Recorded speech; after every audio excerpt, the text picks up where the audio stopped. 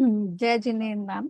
अ, तो ये जो है प्रश्न है, जब हम स्वाध्याय वगैरह करते हैं तो किसी साधर्मी का है कि समय सार जैसे ग्रंथ पढ़ने सुनने के लिए राइट फ्रेम ऑफ माइंड चाहिए या पढ़कर सुनकर राइट फ्रेम ऑफ माइंड हो जाता है।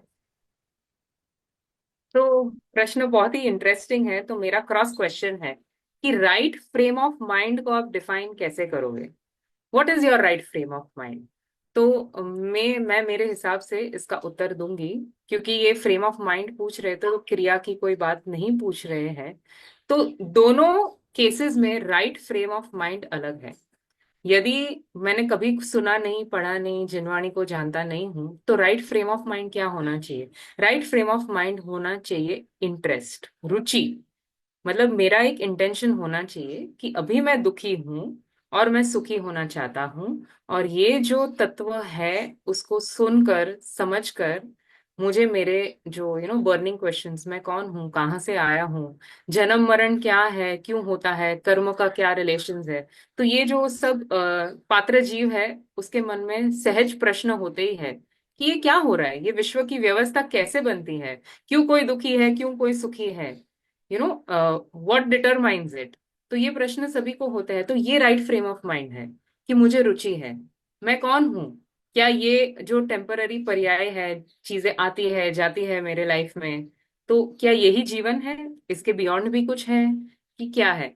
तो ये जो इंटरेस्ट है, रुचि है, तो ये समय सार आदि ग्रंथ पढ़ने के पहले का राइट फ्रेम ऑफ माइंड है कि ऐसी रुचि होती है और थोड़ी कषाय मंद होती है तो ही हम पढ़ते हैं, पढ़ पाते हैं। कोई कहता है उपदेश तो उपदेश सुन भी पाते हैं, वरना तो ऐसा ही लगता है व्हाट नॉनसेंस, ये सब बकवास है। You understand? क्या आत्मा वात्मा, दिखाओ कहाँ पर है आत्मा, दिखाओ कहाँ है तुम्हारा अनंत सुख। तो ऐसा ही बोलते हैं ना लोग, जिनको कषाय मंद नहीं है उन्हें जिनवाणी सुहाती नहीं है। तो before that this is the right frame of mind. आपने कभी कुछ नहीं पढ़ा हो, आपके आचरण में कुछ नहीं हो, मंदिर जी के दर्शन नहीं किए हो, पर यदि आपको ये इंटरेस्ट है, इंक्लिनेशन है, तो यही आपका राइट फ्रेम ऑफ माइंड है। फिर समय सार आदि पढ़कर राइट फ्रेम ऑफ माइंड क्या हो जाता है?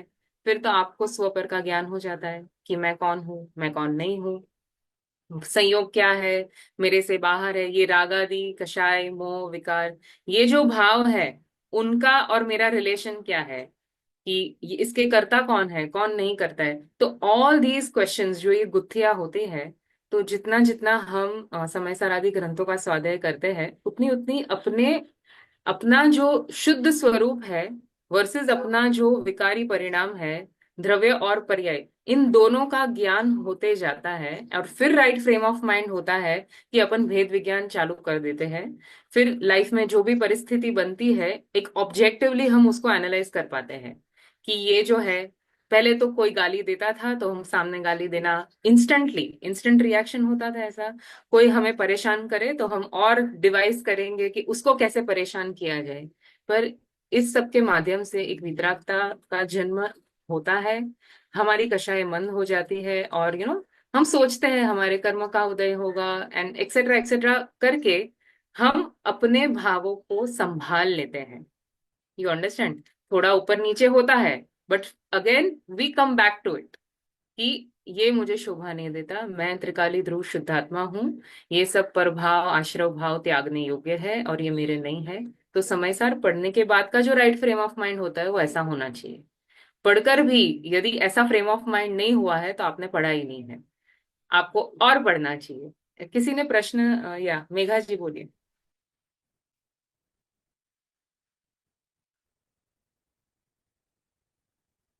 जय जिनेन्द्र दीदी। जय मुझे इसी जिनेन्द्र। में पूछना है कि मतलब ऐसा होता है कि कई बार हम पढ़ लेते हैं और उस समय तो हमको बहुत अच्छा लगता है कि हाँ समझ में आ गया है।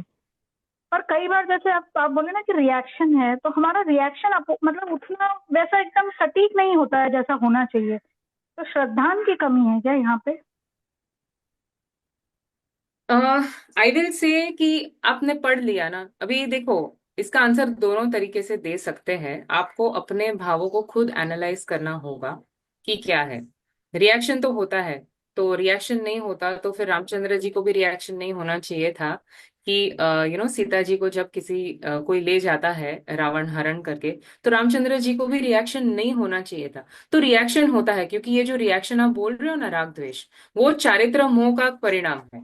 वो उसके खाते में जाता है, और ये परद्रव्य को अपना मानना और वो मिथ्यात्व के काउंटर में जाता है। तो दोनों श्रद्धा और चारित्र पैरेलली चलते हैं। बट ओवरऑल एक डिफरेंस तो हमें देखना चाहिए। अभी आपने ऐसा अंदाजा लगा लिया है कि मैंने 4 साल तक समयसार का स्वाध्याय किया, तो मुझे ये सो एंड सो राग में घटाए होना चाहिए। पर समयसार का स्वाध्याय किया तो ये राग मैं नहीं हूं, ये भेद विज्ञान होना चाहिए था। है ना, कि जो भी परिणाम और पर्याय में आता है मैं उसका ज्ञाता दृष्टा हूं। तो इस हिसाब से जब हम प्रैक्टिस करते हैं तो धीरे धीरे करके, आपके हिसाब से जैसे आपने जज किया है वैसे वो मोह कम नहीं होगा, पर अवश्य वो जो रिएक्शंस है वो घटते घटते घटते कम होते हैं। तो अपना जो रिएक्शन है, पहले हम कैसे थे वर्सेस आज हम कैसे हैं, उसके हिसाब से एनालाइज करना चाहिए। किसी और को देखकर कि ये पढ़ते हैं तो देखो ये तो बहुत शांत रहते हैं और मुझे तो अंदर गुस्सा आ जाता है, तो ऐसे काम नहीं होता। जब गुस्सा आता है तभी भेद विज्ञान करना है कि ये जो पर्याय है, कि जो क्रोध रूप परिणमित हुई मैं उससे भिन्न हूँ। और ये जब हम भेद ज्ञान करते हैं तो धीरे धीरे ये परिणमन भी मतलब वो कम कम होने लगता है। बीच बीच में वाय मतलब वॉल्केनो फूट जाता है, but then again you resort to being peaceful और शांत होने लगते हो। आपके प्रश्न का उत्तर मिला आपको मेघा जी? जी मिल गया। मतलब ये तो है कि पहले से अगर कंपेयर करते हैं तो अभी लगता है कि अभी तो थोड़ी कषाय कम हो गई, मतलब हमारे विचार थोड़े से कम हो गए हैं। मतलब 100% तो नहीं, पर हाँ 50% तो मतलब उसमें आ गए तो हैं। 100% तो मुनिराज के भी नहीं होते ना। हंड्रेड हाँ। परसेंट आप भूमिका अनुसार परिणमन होता है। भूमिका अनुसार आपके परिणाम होंगे। क्या पहले गुणस्थान से उल्लंघन हो गया क्या परिणामों का? तो नहीं हुआ है। तो अपने परिणाम गुणस्थान अनुसार ही होने वाले हैं। हम कंपेयर करें कि हमारे पर भी कोई नमक छिड़के और हमें क्रोध ना आए, तो ऐसा नहीं होने वाला है। अभी उसको टाइम है। वो भूमिका बनेगी धीरे धीरे। पहले सम्यक्त्व की भूमिका बनेगी और फिर ये राग द्वेष कम होंगे। तो हमें तो पुरुषार्थ सम्यक्त्व पे करना है। राग द्वेष अपने आप घट जाते हैं बाय प्रोडक्ट की तरह। You understand? आप पहले मैं कौन हूँ स्व पर का श्रद्धान करेंगे, तो ये रागादि भाव तो मतलब ये टेल एंड है, वो अपने आप चले जाते हैं। जैसे हम मूल को काट देते हैं तो ऊपर के पत्तों को काटना नहीं पड़ता, वो ऐसे ही सूख जाते हैं। करेक्ट? तो वो धीरे धीरे हो जाएगा। ठीक Chitra ji, you want to है। से समथिंग? या विजल जी, आपने कहा कि राइट फ्रेम ऑफ माइंड जब कषाय मंद होती है तब होता है, तब हमें समयसार आदि जैसे ग्रंथ पढ़ने चाहिए। पर फिर आपने ये भी बताया कि जब गुस्सा आए या ऐसे कषाय भाव हो तो भेद विज्ञान करना चाहिए। तो मतलब मैं इसको विरोधाभास मुझे लगा, तो आप इसको थोड़ा एक्सप्लेन। सो दोनों तो एक समय पे नहीं होता है ना, कि स्टार्टिंग में अपने भाव जो है वो ऊपर नीचे होने लगते हैं। तो आपका जब राइट फ्रेम ऑफ माइंड था, कि कषाय मन थी, रुचि थी, आपने इन ग्रंथों का स्वाध्याय किया, राइट? और फिर स्वाध्याय किया तो क्या उसको अपने अंदर उसकी जो भी आपने ज्ञान लिया है, फिर उसको अपन मंथन करके पचाते हैं। तो कैसे पता चले कि जो हमने विचार किया है, मंथन किया है, वो सही है? इसलिए हमारे जीवन में उदय आते हैं कि आपने जो पढ़ा है सही पढ़ा है या गलत पढ़ा है, राइट? तो फिर आपकी टेस्ट होगी। है ना, यहाँ पर परमागम ऑनर्स जैसी ओपन बुक टेस्ट नहीं है। यहाँ पर तो एनी टाइम एनी मोमेंट कुछ भी आ जाता है। तो उस टेस्ट को आप कैसे करोगे? तो तभी आपको ये परिणाम आएंगे, कभी लाचारी, कभी क्रोध, कभी माया मान, कुछ भी आ सकते हैं ये भाव। और उन भावों से मैं कैसे भेद विज्ञान करके अपनी साधना करूं, मतलब ये एक साधक की test, right? No matter what comes, उसके कारण शुद्धात्मा में कुछ नहीं होता है। मैं ऑलवेज भिन्न हूं, और अपना क्या है कि एकत्व उस शुद्धात्मा के साथ है ही नहीं। हम या तो परद्रव्य के साथ एकत्व करते हैं या शरीर आदि के साथ करते हैं, और अभी अंदर जाकर अपने रागादि विकारी भावों के साथ, कि यही मैं हूं। ये जो क्रोध आया वो मैं हूं क्योंकि मुझे आया ना। उससे भिन्न जो निरपेक्ष निर्विकल्प तत्व है, जो त्रिकाली ऐसा ही रहता है, वो जो ज्ञान सामान्य ज्ञान मात्र तत्व है, उस पर हम पहुंच नहीं पाते हैं, क्योंकि ये सब बीच में आ गए। कहीं ना कहीं हमने एकत्व को स्थापित कर लिया और फिर भटक गए। अरे ऐसा क्रोधी जीव थोड़ी सम्यक्त्व धारण कर सकता है ना, ऐसा सोचते हैं। और अभी आपने ही कहा कि ये सी मुंह में मांस का टुकड़ा है, और उसने सम्यक तो धारण कर लिया। तो कैसे किया? ऐसे ही किया ना कि वो जो थी पर्याय वो मैं नहीं हूं, पर्याय मात्र मैं नहीं हूं, विकार मैं नहीं हूं, ऐसा जब जाना और अनुभव किया। अभी राग द्वेष तो होंगे, पर वो मैं नहीं हूं, this is not my nature, मैं उससे भिन्न हूं। ये जब भेद विज्ञान होता है तब अपना वो जो राइट फ्रेम ऑफ माइंड मैं बोल रही हूँ बनने लगता है। और उसके लिए प्रैक्टिस चाहिए निरंतर, कंटिन्यूअसली, और एक भाव की नहीं, मतलब भव भव की प्रैक्टिस चाहिए, तब जाकर we are finally going to reach there. तो थैंक यू मैम। तो बेसिकली जब हमें दुख हो या बहुत मन खराब हो तो स्वाध्याय करना चाहिए कि नहीं, मतलब हो पाएगा कि नहीं? स्वाध्याय नहीं, सो मैं नहीं बोल रही हूँ कि आप स्वाध्याय करो, क्योंकि शायद आप बुक खोलकर बैठोगे तो पढ़ोगे नहीं, है ना, तो वह तो जिनवाणी का अभिनय ही होगा। पर जो आपने समझा है उस पर विचार करना चाहिए। और ऐसा होता है कि एट दैट मोमेंट आप विचार नहीं कर पाते हो, क्योंकि तभी तो करेक्ट। कषाय का लेवल बहुत ऊपर है और कुछ तो हो रहा है।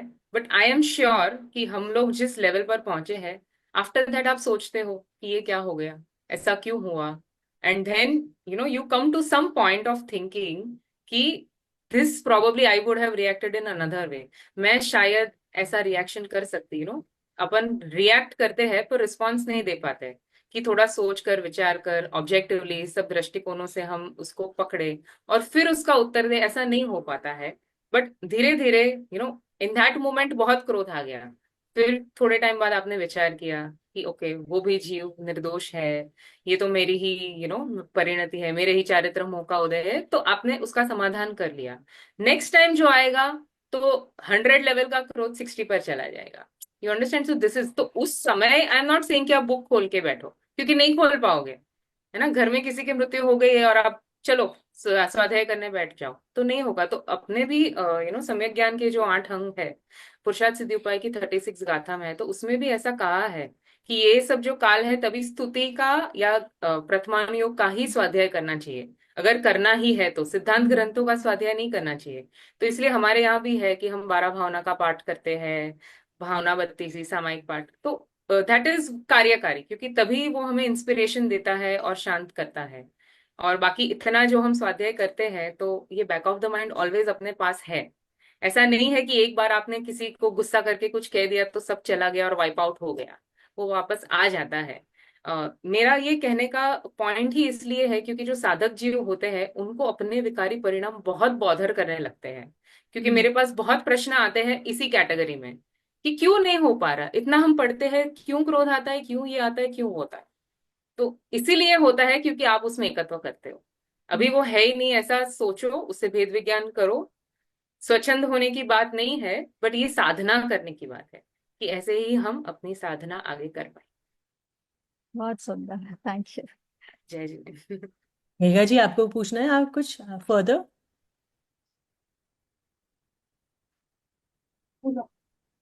हेलो दीदी, जय जिनेन्द्र। मैं स्वप्निल बोल रहा था। जय एक जी। सवाल था, जैसा दीदी ने बताया कि अगर इसी इसी क्रम में ऐसा समझ में आया है कि ज्ञान तो हो रहा है लेकिन श्रद्धान में काफी कमी है, तो हम्म। अगर इसको 5 समवाय में घटित करें तो कैसा हम्म। समझना चाहिए कि स्वभाव में कमी है, कि काल लब्धि की कमी है, कि पुरुषार्थ की कमी है? अगर थोड़ा उस पर जानकारी दे पाए। देखो 5 समवाय क्या है, तो स्वभाव, कालब्धि, भवितव्य, पुरुषार्थ और निमित्त, है ना।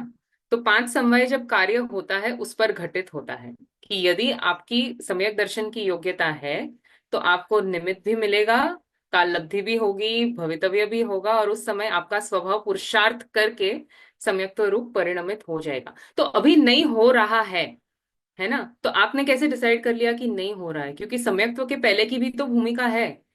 पात्र जीवों को ही ऐसे प्रश्न आते हैं, उनको ही पुरुषार्थ करने का मन होता है, तो वो कार्य जो होने वाला है उसके पहले का पुरुषार्थ भी तो है। तो अभी हम वो पुरुषार्थ कर रहे हैं। शायद आपकी तरफ से पुरुषार्थ की कमी हो सकती है, पर पुरुषार्थ भी तो काल अवधि के अनुसार ही होता है। You understand? उसमें सभी चीजों का एक बैलेंस होता है।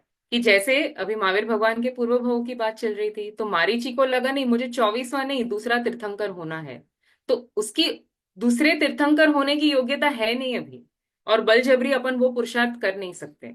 तो ये जो अपना I will come back to क्रमबद्ध पर्याय, कि हम जब अपने ज्ञान में ये बिठा लेते हैं कि जो पर्याय जिस समय पर होने वाली है निश्चित रूप से वही समय पर होती है।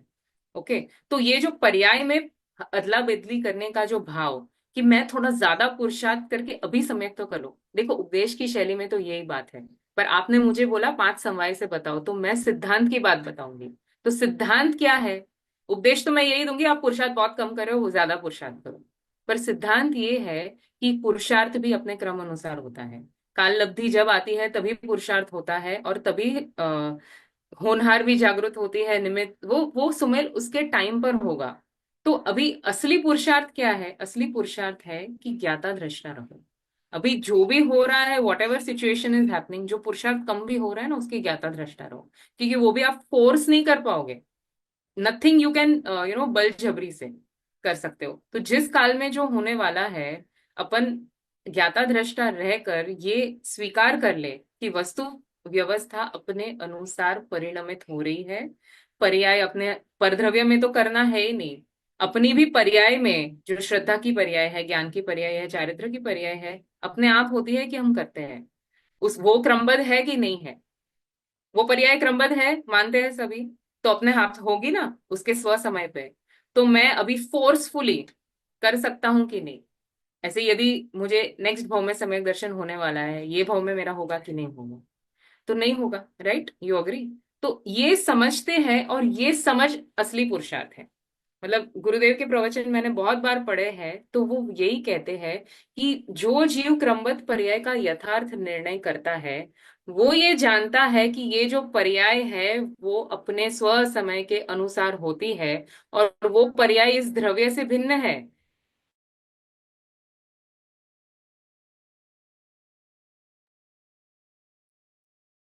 कंट्रोल करने की कोशिश नहीं करता, क्योंकि अब इसको श्रद्धान हो गया ना कि पर्याय का मैं कुछ नहीं कर सकता।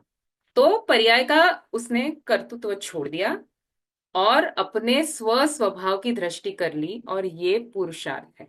अभी इससे ज्यादा आपको क्या पुरुषार्थ करना है? समझ में आ रहा है Swapnil ji? Basically hello. Acceptance, right दीदी? एक्सेप्टेंस, ज्ञाता दृष्टा, तो वही तो करना है। हम ज्ञाता दृष्टा है, अपना फंक्शन है ज्ञान दर्शन, उसके बियॉन्ड अपना फंक्शन नहीं है। अभी ये हम बोलते हैं स्वाध्याय करो, पुरुषार्थ करो, पर हमें ऑलवेज समझना चाहिए कि जो उपदेश शैली है और जो तत्व है, वो दोनों सेपरेट है। और हमें तत्वों को भी पकड़ना है कि ये फैक्ट है कि ऐसा ही होने वाला है, और जितना हम उसको पकड़ते हैं उतना अपना पुरुषार्थ ज्यादा होता है, राइट? जी, धन्यवाद।